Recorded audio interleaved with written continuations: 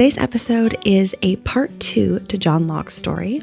While you will gain incredible insight from today's discussion, I recommend you listen to part 1 first, as it sets the stage, so to speak, for what's to come.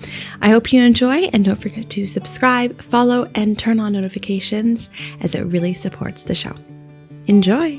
And we picked our way between the shattered remains of what had been a cupboard, a sideboard, and all of that. Whoever had done this to her room and walked in had done a similar work on her face. Your responsibility is to ensure safe housing for somebody. But then things like that happen. He'd had the good life, he'd earned massive amounts of money, and his wife had died. And it had broken him. And he ended up on drugs, living in a bedsit in Brighton. Got this opportunity to get back to where you were, or to begin to take it.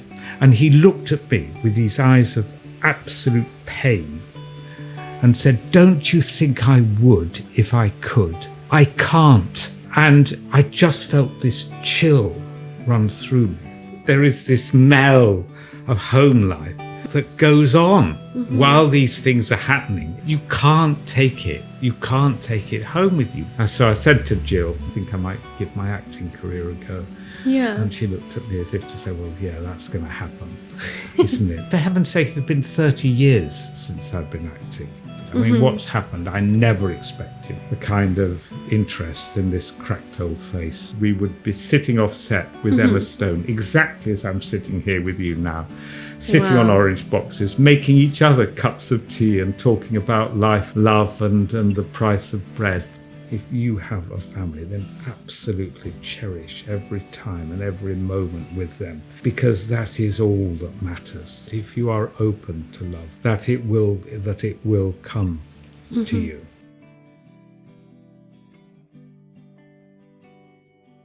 Given your experience with school as a child, did you have any apprehension going back to university? Did you have any fear surrounding it? Yes, absolutely. It was the idea, because at the time Sussex expected a 2,000-word essay every week for the term, every week. Oh my word! Through 3 years. That was the way they taught. So that the actual sort of curriculum that you went through, they would take you through on a weekly basis, the subject matter, but you would then have to sort of write a formal essay about it. Wow.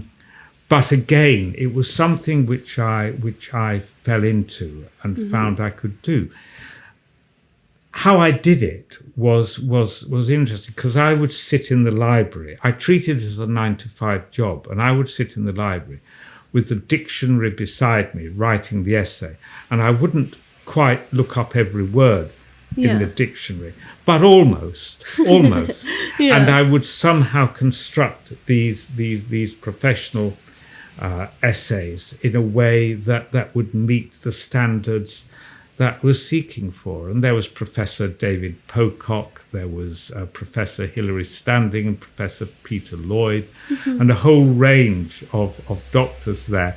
And because I was so enthusiastic, because I wanted to, they were perfectly prepared to give me time. Though I think they found me a little eccentric, shall we say, because of what I did. And I think they found the enthusiasm a little eccentric, but they responded to it very well. And they were wonderful years, and I really enjoyed the Sussex experience. It was the most marvellous experience to have there, really.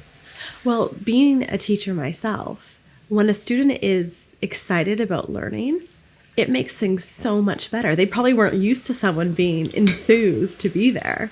So I bet you really made their time. And I think, but it's true, because as a teacher, you remember students that have made an impact on you.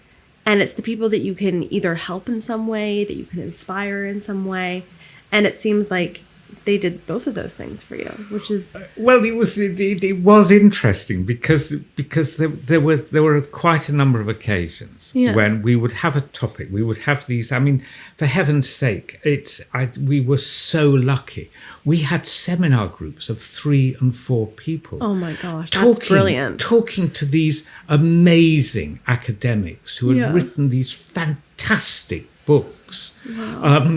People like Peter Lloyd, professor of anthropology, who had written Slums of Hope, a staggering book, a monumental book on understanding the what goes on.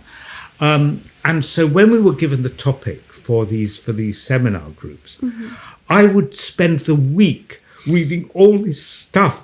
So we'd go into the group, and the professor would start off by saying, "Right, let's talk about this." Nobody else would have done the reading. Oh And I would gosh. sit there and wait. Yeah. And then suddenly, the professor would turn and suddenly just start talking about it and discussing it and all of that. And initially, I was worried that I was hogging the seminar or was taking over too much, and that, and then so there'd then be a pause and wait for somebody else to say something, and you're just like, and nobody would. But so I think that my enthusiasm for doing it was welcome by the teachers and by the professors. I mean, it was, for heaven's sake, it was at the time. I was also fortunate enough. I mean, I was on a grant. There were people paying me. It was the very end of the grant, so I was paid a grant to be there as a mature student. Not only that, but because I was a mature student, I had a supplement that was there. And we were so lucky. And the system with universities now is so appalling and so dreadful and is so self-defeating, because it just means that you do not give the space to the rising generation to learn within an environment that doesn't encompass them with the most appalling levels of debt. My own children have the most dreadful level of student debt, and that in itself sort of encourages bad habits, because debt then becomes a habit in other ways. But that's entirely different matter. Sorry, don't get me started on it. I know that is. Oh yeah. So that is incredible that you were paid to go to school. Yeah. So is that how you were able to support your family at the time? Yes, I mean at the time it was so Vanessa was 1 year old. Vanessa had the most extraordinary education in her life. See, she's my oldest. Yeah.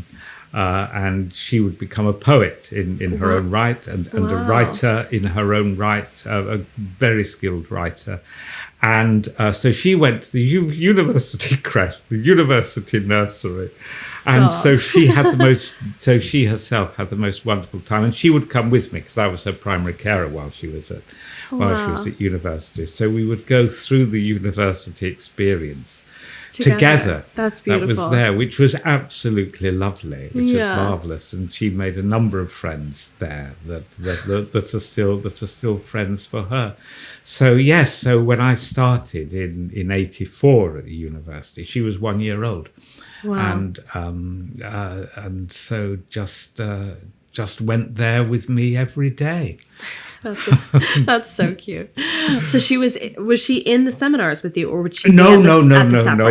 She'd be in the creche. She was in the creche, and then the nursery, and then subsequently my second Toby was born in 88, and then Aaron, my third, in 93. So that was wonderful. Yes, 93.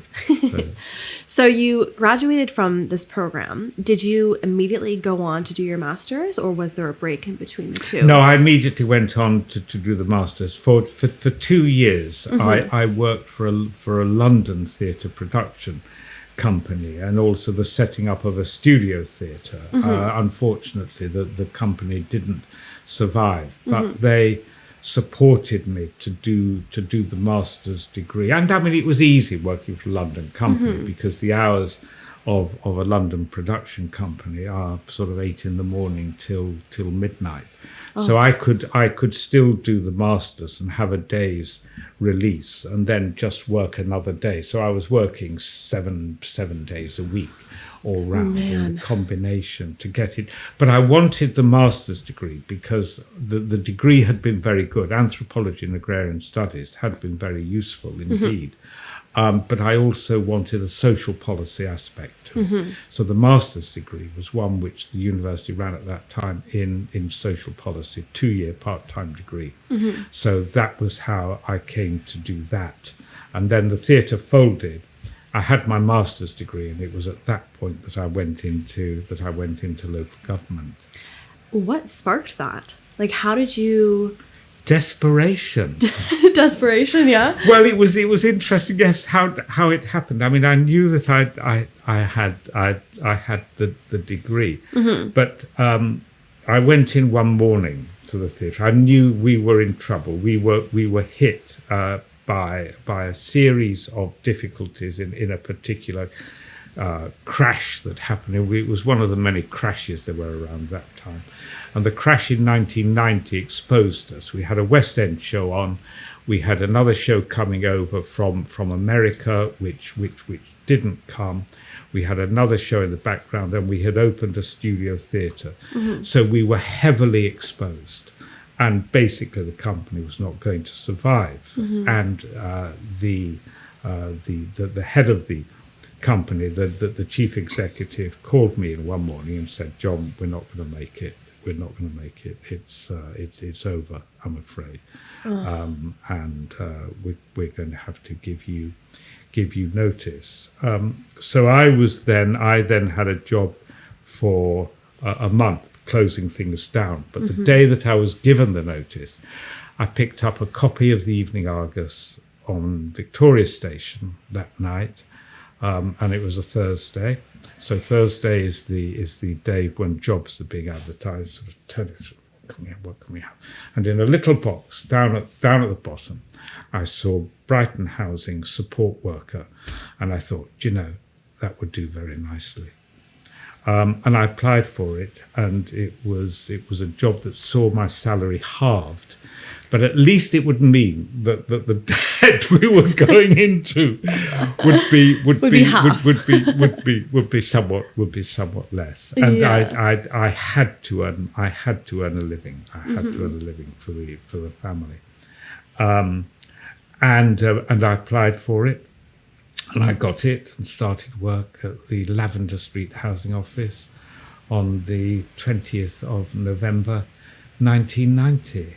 Wow. And again, sort of absolutely threw myself into it because that again was what was needed. And I did see that if I went into the job enthusiastically, that there would be openings and there would be progression that would be available. And that's how it was. And that's how it was through until 2012. And when I pulled out, I was part of the management team and was working throughout Brighton. But yes, so it was, but the initial drive was not of a desire to go into housing management. It was a desire to continue and earn a living, because the fact that the theatre was closed meant that the theatre had been a sort of a period between the university time and going in with the local authorities. So I could once again give it up without a shadow of regret and throw myself into work in housing management and local authority. And when that Thursday, you saw the thing in the back of the Argus. Yes. Did you have any idea what it would involve, that position? Like, did you have an understanding of what would be required of it? Absolutely none. You just none said, at all. They'll pay me. None They'll whatever. pay me. They'll pay me. I can learn it. Yeah. And at that time, that the council were looking for people with transferable skills to come in from the private sector experience, to bring that kind of private sector experience into the local authority. But again, I also fell on my feet because at that time, the council were offering huge amounts of training and day courses and week courses to actually learn the law around it, to learn the practicality around it, to learn policies and all of that. And again, I just lapped all of that up and spent various bits of time as a consequence working in social policy for the chief executive, time when the chief executive of Brighton was Glyn Jones, who was very much one of the old school, and who again took to me, who liked the way I did things and who liked the way I did things, because I very much at the time learnt the value of getting boots dirty on the estates, getting out, seeing people in their own homes. If you see people in their own homes, what they may present is that they're seeing you because they've got a plumbing problem with dripping taps, and then you turn up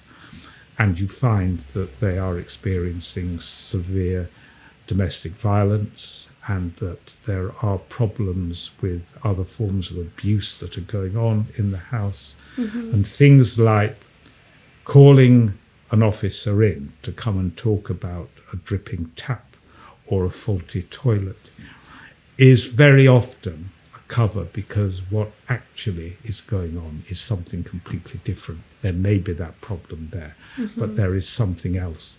And one of my great fears for the way the public service is going now is that with this great trend to filling out pro formas online and applying for things pro that the need to get officers, to get people out, meeting people in their own homes and talking to them in their own homes is missing a lot of what is really going on. But that's another issue entirely. Yeah, I'm wondering, the first time that you were called out to, fix the broken toilet or the leaky tap, and it was actually that someone was being abused. How did you deal with that moment, and how were you able to, if you were able, how were you able to help them? Yes, good question. Did you have any anticipation that it was a cover, the whole leaky tap situation? Well, let's take a practical example as sort of as a wake-up call of somebody coming into a situation like that. The reason that we were called in to a particular house was because she was I can't remember now what it was. I think it was an electrical problem of some sort. And so I went with a colleague who just happened to go along with a colleague. And this woman let us in, and we went into her front room, and we picked our way between the shattered remains of what had been a cupboard, a sideboard, and all of that. And it was literally splintered wood that covered the floor. And there were 2 chairs which she had brought in to talk to us there. And whoever had done this to her room, had walked in, had done a similar work on her face. And I sat there and looked across at this woman with this severely beaten face and the furniture. And so immediately it sort of started to talk about how this had happened. And it had been her husband who had done it, but it also so happened that her husband was her pimp. And she was a sex worker in Brighton, but she had been forced into it very much by her husband. I have to say, this was not a common occurrence in not to this degree. Mm-hmm. And the police at the time had refused to become involved because they had said that this had been something that she had gone back into, a situation. She had gone back into no understanding about the issues of domestic violence at the time whatsoever. And I went away with my colleague, and we did get the police involved, and we did get social services involved.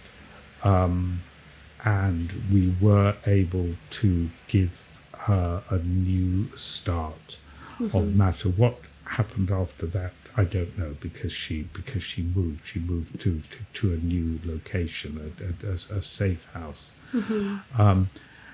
But that sort of experience, because in that moment when you're sitting being faced with that, you realize that you are the last chance.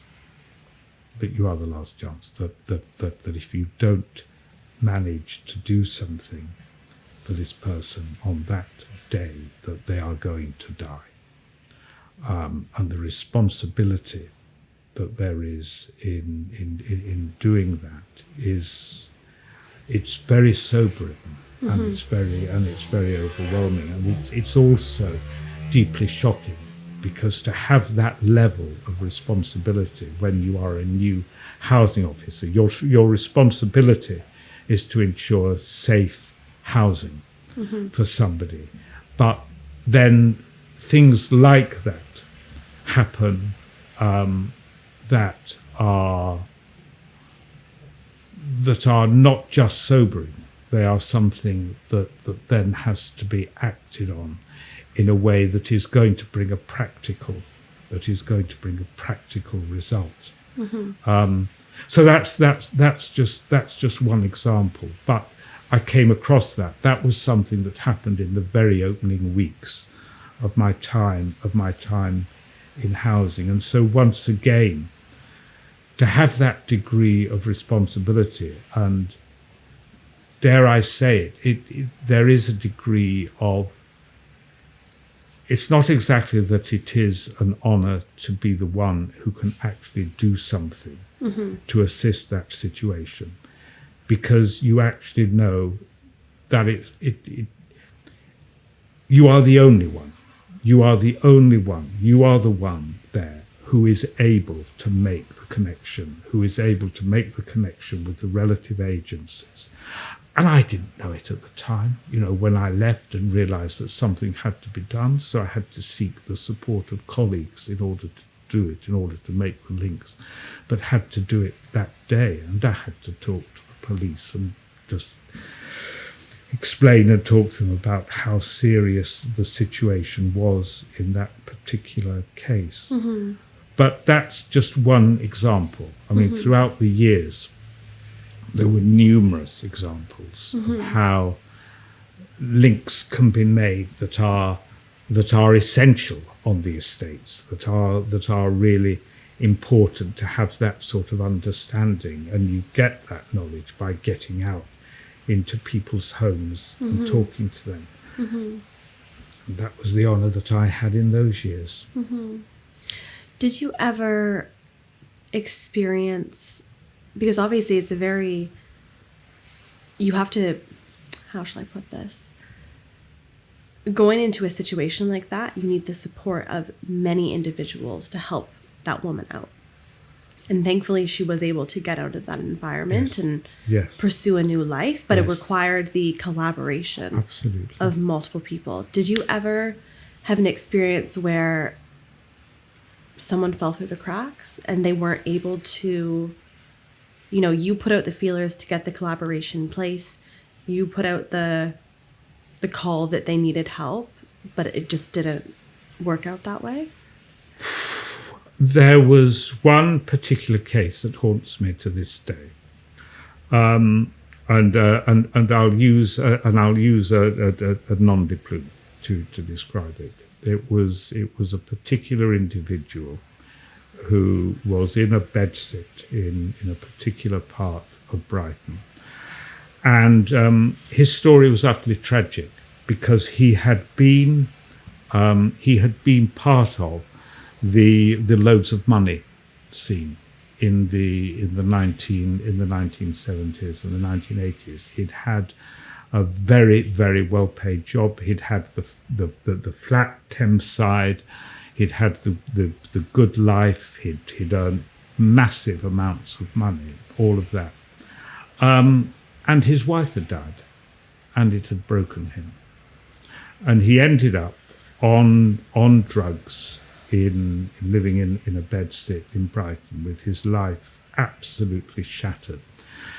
And got him by various means into rehab on a couple of occasions out of this flat. And I mean, I was the housing officer, so my contact with him was through housing and through his difficulties in housing, and the fact that he was involved in drugs had alerted the police, and which meant that there was breach in tenancy of agreements and all that sort of thing. That was what, by law, that was where I had to concentrate. But nevertheless, I still made the links to get him in there, and he hadn't pursued the rehab at all. Mm-hmm. And I can remember one occasion when I had him in the interview room, and I it wasn't the last. I became exasperated, and I said, Paul, you're an intelligent person. You've got this opportunity to get back to where you were, or to begin to take it. And he looked at me with these eyes of absolute pain and said, don't you think I would if I could? I can't. And I just felt this chill run through me. And he killed himself with drugs 2 weeks later. And so you talk about sort of falling through the cracks, and that is sort of the example that with the best will in the world, that sometimes whatever it is you do is not enough, is not adequate.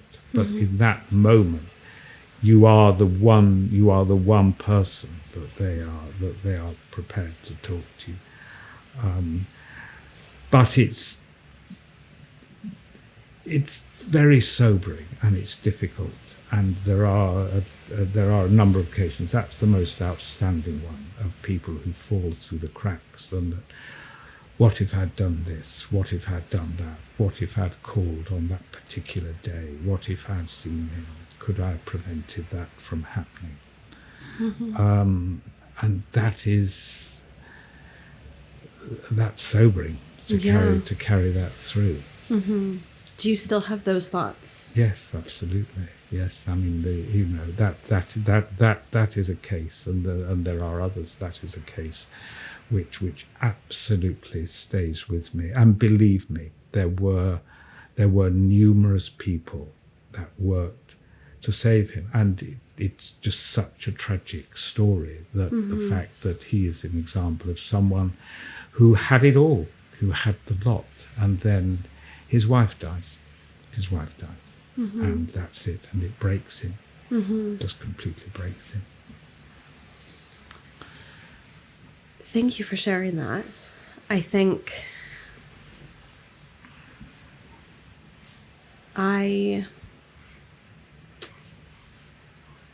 it's a shame because, I've been through an experience similar to that, and you realize how powerless you are sometimes, and how there are so many people, like you think you could have done something differently, and you wish you could have done something differently, but then you wonder about all the other scenarios. Like in my situation, like, why wasn't there more support in the medical field? Why wasn't there more support, in so many different areas? And yeah, it's difficult to find peace in that, I suppose. Were you,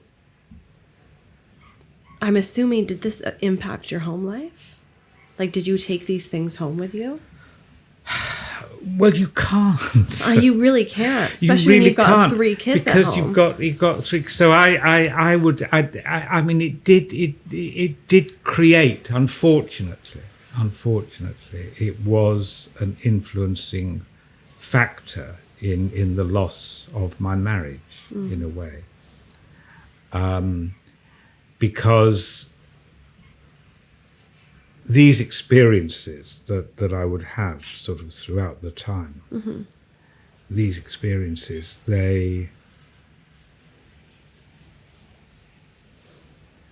you can't go home when the kids are coming in, the pasta's on the table, you're talking about school and what they've experienced at school, you're looking at drawings that they've made, you're talking to your beloved partner about sort of difficulties that they've had in the day with car breaking down or all that sort of thing. I mean, there is this smell of home life that goes on while these things are happening in the work life. You can't talk about it over a pasta supper with the children there. And then you've got to get the children to bed. And then the 2 of you are left. And my goodness, maybe you might manage a cup of exhausted tea and then you go to bed. Well, you can't talk about it at the bedtime in bed and all of that. So no, you can't take it. You can't take it home with you because the life goes on. And that's one example. But I mean, those things like that, I mean, possibly not as serious as that, but things like that would be happening throughout the week in that kind of experience. Yeah. But somehow, when you arrived home in a state of shock, because you can't discuss it, your partner, your wife, was aware that I wasn't sort of fully engaged, and I wasn't.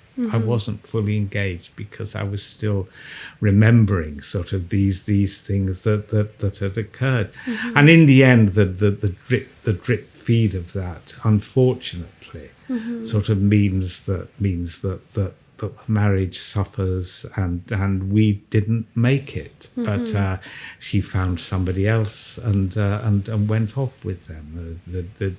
As I said, you find a way through because you have to with these things. You have to be. That's how we survive. That's how we make our life and these experiences. And you talk about sort of a similar sort of experience that you have had. We do the best we can under the circumstances. And if there are drugs-related issues, medical-related issues, we do the best we can. We make the contact for people that they can. But ultimately, there is a brutal and a hard reality in this, that ultimately you can only do so much. Because if individuals actually are determined to carry on their life the way they are, there is little you can do about it beyond what you are doing. And you will carry the grief of that particular failure, if you want to call it back, or more of you will take the grief of that particular effort with you on in your life, and maybe try and do things differently next time. It's one of the challenges of life, isn't it? We carry these scars and wounds inside, even if they are not directly concerned with us. Yeah. But those wounds, they will influence us in some way for the future, and we take them on. We take them on. We do indeed. Oh, I just had a little tickle in my throat now.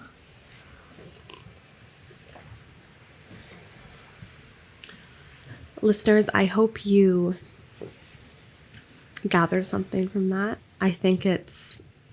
I'm just very honored that you shared that with us. And I think always reminding people that we are doing the best that we can. And we do as much as we can with the resources that we have. And we can only control so much. And I think living in a place of regret, which it doesn't seem like you live with a lot of regret, which is a beautiful thing. It's not healthy at the end of the day. You know, we almost have to accept that we just did the thing that we could, the best that we could. And I don't know. I can honestly say, Hannah, that I am untroubled by regret in my life. Regret at any point of the course of my life. That here I am at 71. I've had these amazing experiences in the early part of my acting career. I've given up acting. I've gone to university as a mature student. I've gone on from there and worked for West End theatre producer. I've gone into local authority where I've done numerous jobs and had the honour to work with the people of Brighton and Hove, the tenants, the residents of Brighton and Hove, and it was a real honour over all those years. All those things that have happened within that time, the giving up the experiences on the estates, the case that I've just had, the experience of the woman. I don't regard any of that as failure. And whatever you should have experienced in your life, you should never regard sort of things that have happened as failure, because with the resources we have, we do the best we can under the circumstances and under the experiences that we have. And that is all we can do. And it is pointless to have regret. It is pointless to have a degree of self-recrimination in all of that. It is pointless to regard anything as a failure, because it's not. It's not. It has to be taken as a whole and as a whole experience in our lives. And we survive. We survive as best we can. We do survive as best we can, don't we? Well, I would love to continue with your story and hear about. So you've retired how old were you when you retired? Oh, well, when I retired from the council, I was just short of 60. Okay. So you said, goodbye, I've done my deeds, I've made a difference, yes. I've bid farewell. And at this point, had you met Jill? At that point, I had met Jill. Jill had turned up after the sad failure of the marriage, and Dawn went off, and we continued our relationship as best we could. And 2 years later, trolling along the promenade, I happened to meet Jill. The amazing sort of side to that is that Jill had been the independent midwife for my second for Toby. That's hilarious. That's so bizarre. It's so bizarre. It's so bizarre how it happened. Oh my gosh. Very strange. And that had been.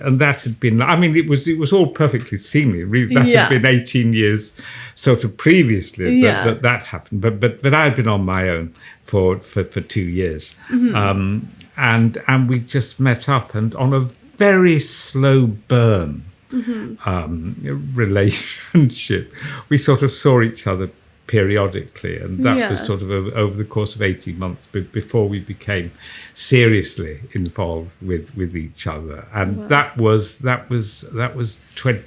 now 20 years ago. See, this is the trouble when you get to 71, that things that you used to regard as happening last year, you suddenly start talking about in terms of decades. Crazy. And it's just crazy how it happens. So Jill and I have now been together sort of 21 years, coming up 22 years. Wow. Which just seems utterly phenomenal. We don't live together now. Do you not? We don't live together. We Oh, my never goodness. have. We live these very. Jill's very independent. She has her house in Brighton. I live in Saltbeam, and we That's get together hilarious. weekends and during the week. But we've talked about living together. But in the child rearing years, when I was when I had the kids coming back to me, Jill would come along at weekends, and so we don't live. We have talked about it. Yeah. It may yet happen, but it Maybe. hasn't happened. It hasn't happened as yet. But yes, so I gave up, and then so I said to Jill after I think I might give my acting career a go. Yeah. And she looked at me as if to say, well, yeah, that's going to happen, isn't it?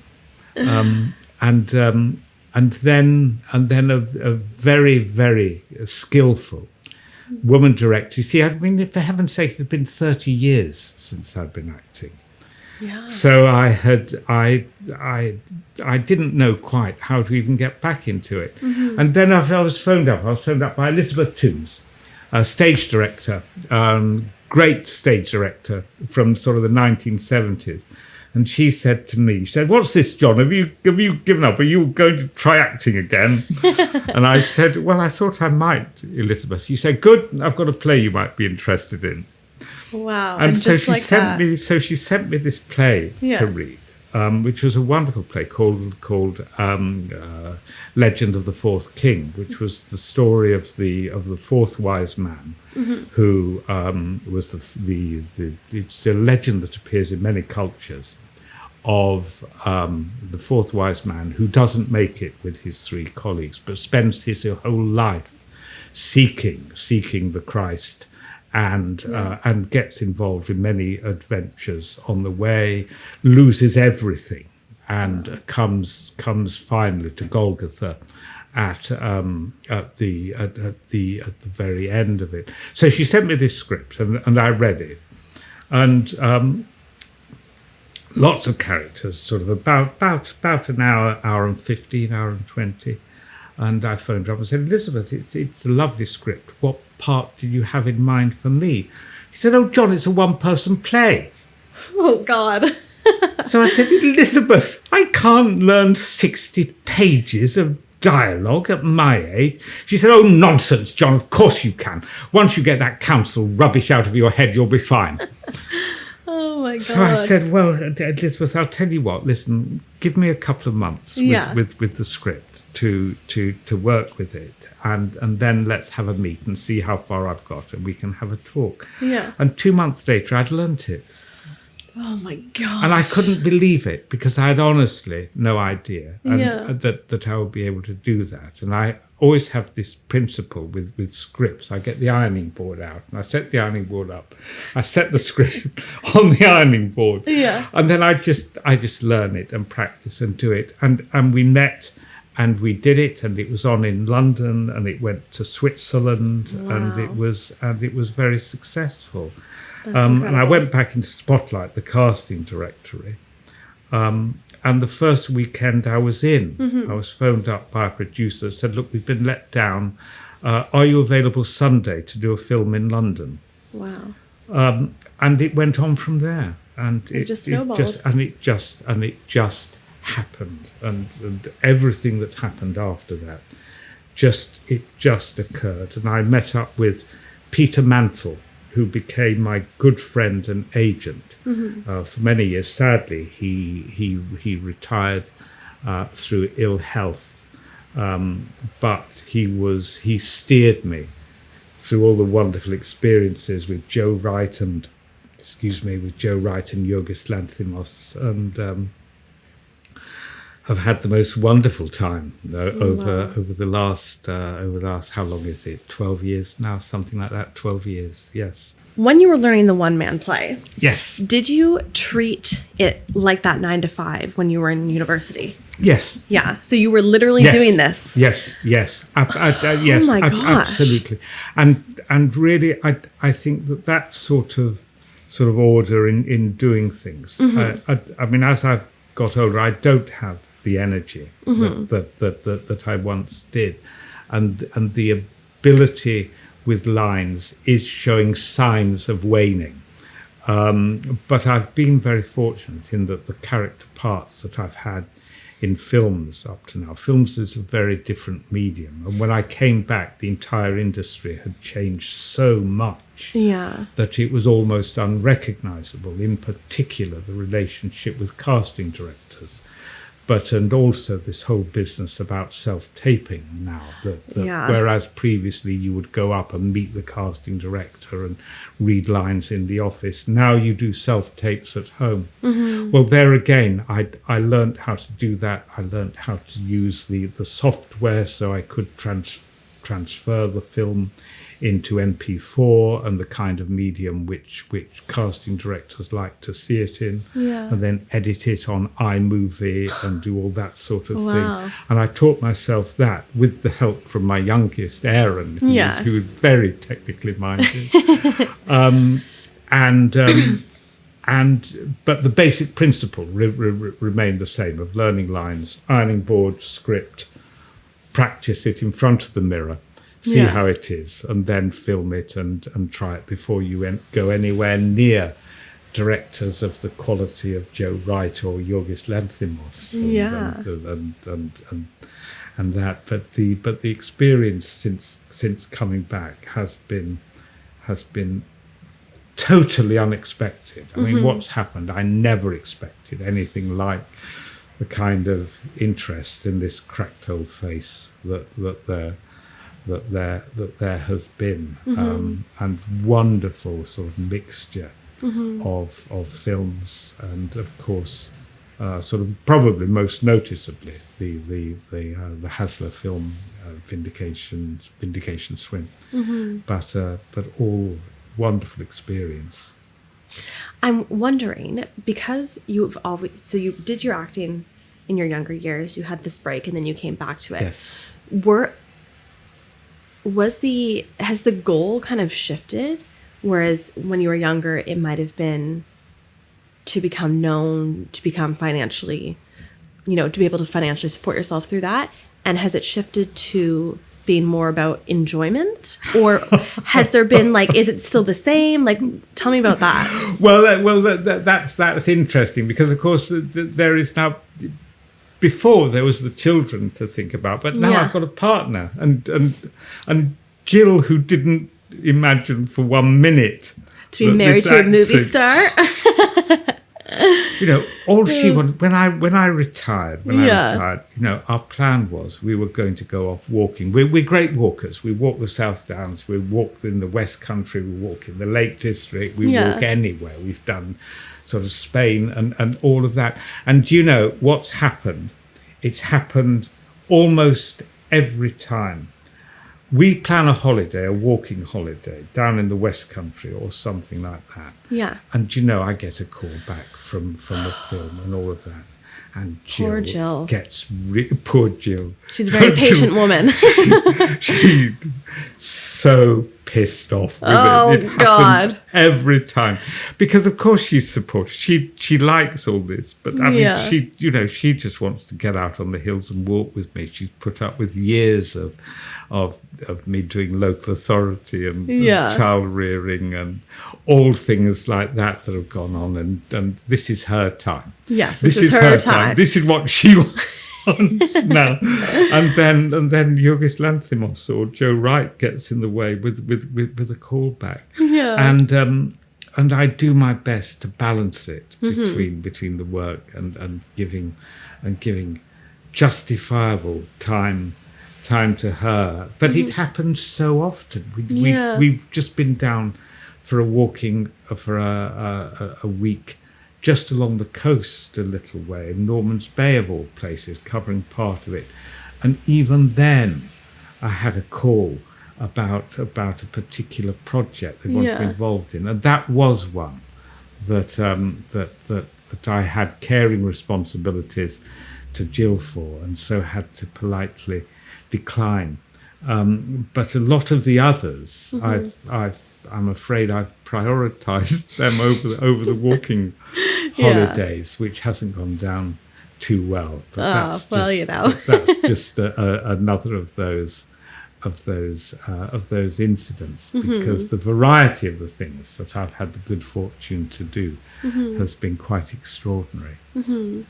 What would you say is your proudest achievement over the past 12 years?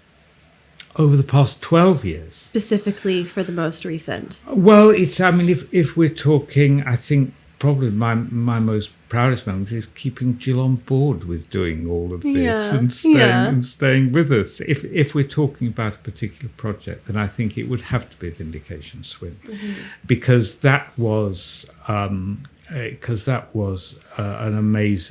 an amazing experience overall. I'd worked with Elliot Hasler before on a film called To Hunt a Tiger, and he told me about the story of Mercedes Gleitz, who is this she was the unknown Brighton hero, but she is now, thanks to Vindication Swim, she has been rehabilitated in people's memory, and people know about her now. There's going to be a statue to her just a little way along the seafront, entirely as a result of Vindication Swim. And he sent me this script, asking me to play Harold Best, the coach, and a story that I've told before, but that I sat down in the afternoon, 4:00 in the afternoon, and I thought, well, I'll read 20 pages of this, go off and make myself some tea, and then come back to it.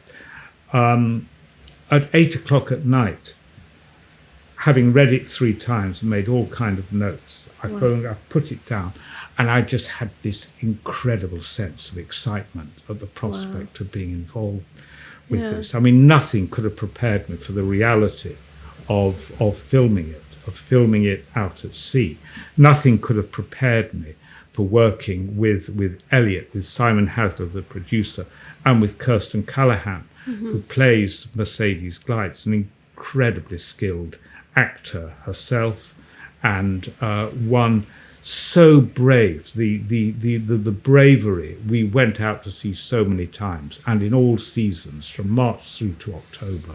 And Kirsten got in the water, swimming for hours on end, 2 miles out in the channel, in order to get the variety of shots that was needed for the film.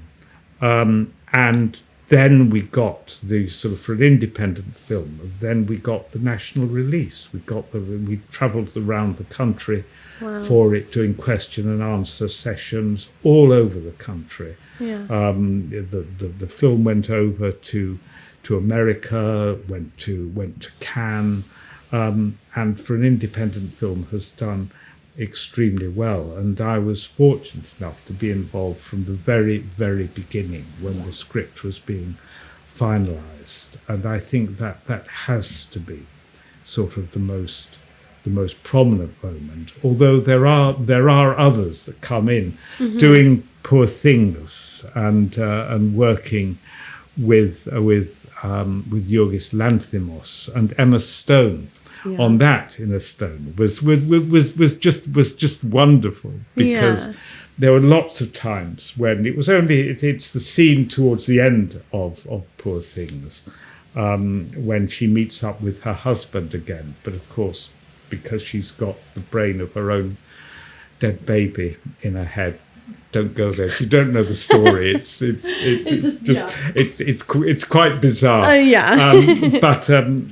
But for 2 or 3 days, we would be sitting off set with Emma Stone, exactly as I'm sitting here with you now, sitting on orange boxes, making each other cups of tea and talking about life, love, and the price of bread and all of that. And that experience was really great, because Yorgos Lanthimos when you work with these heroes of film production, people like Joe Wright and people like Yorgos Lanthimos, it's so exciting. It's so interesting. Because with Emma Stone, I'd worked with Emma Stone on The Favourite. Yes. And I had done my bit Yeah. in there and was leaving, and Yorgos Lanthimos suddenly got me to improvise a scene with Emma Stone on set, on take. Just like that. Just, when you do this, and just see where it goes. Yeah. And we did this scene, and it was a really good scene. It went really well, and it didn't make the final cut. Oh, no. But that sort of thing happens. And when you work with somebody like Yorgos Lanthimos, you've got to expect stuff like that to happen. Wow. But I mean, let's face it. I mean, it's fun. Yeah. Apart from anything else, being flown over to Hungary to do a scene with Emma Stone. I mean, who wouldn't want pinch to me. do that? I know. I love Emma Stone. So it's all good. It's good fun. So I mean, you talk about the future and that sort of. If things like that continue to happen, and I can continue to keep Jill on board, and we can continue to walk the hills and byways of this wonderful country, if I can get that combination and look after and contribute to my wonderful grandchildren who come along in the meantime and contribute to my children, then I will be very happy. I have no delusions or ambitions of going to Hollywood. I'm a British character actor with a craggy old face that casting directors like in certain characters in certain ways, and long may that continue. I hope it continues for many more years. And we're almost finished up. We've got just 2 more questions, and then I will let you carry on with this lovely day. It's pouring rain outside at the moment. It is. Probably hear us in the background. Well, it's an independent podcast, as they say, it's fine. But with that being said, what is your proudest moment in your life? What? Your proudest moment in your entire life? Oh, goodness me. I think that's got to be family. Yeah. I think that's got to be family. I mean, the professional stuff, sort of acting, National Youth Theatre, Herb Farms, university, sort of local authority. I mean, that's all the stuff that goes on around. I think to be able to have a family. My 3 children, Vanessa, Toby, Aaron. My time with my wife, Dawn, my time with Jill now, and now grandchildren, Scarlett, who's Vanessa's child, and Rosa, who's Toby's child. Being part of that from the very beginning, having raised these children to a point where they have their own children, the importance of family, and thinking, well, that has come about because of things that I've done with Dawn, with Jill, this whole family there. I think family is everything. Yeah. Family is everything. When all is said and done, when you put away all the stuff that goes around it, all the career, if you have a family, then absolutely cherish every time and every moment with them, because that is all that matters. Family are all that matters. All the rest that happens in your life is as nothing compared to the honour of having children, of being given children to raise, of having grandchildren to enjoy, of having a partner that you've shaped those lives with. And things go wrong, relationships break up, marriages go their separate ways. But don't treat it with bitterness. Don't treat it with hard thoughts. Don't treat it with regret. Please go through your life, be untroubled by regret. Just be true to that, because family are everything. I would 100% agree with that statement. And I think it's a nice reminder for people who are,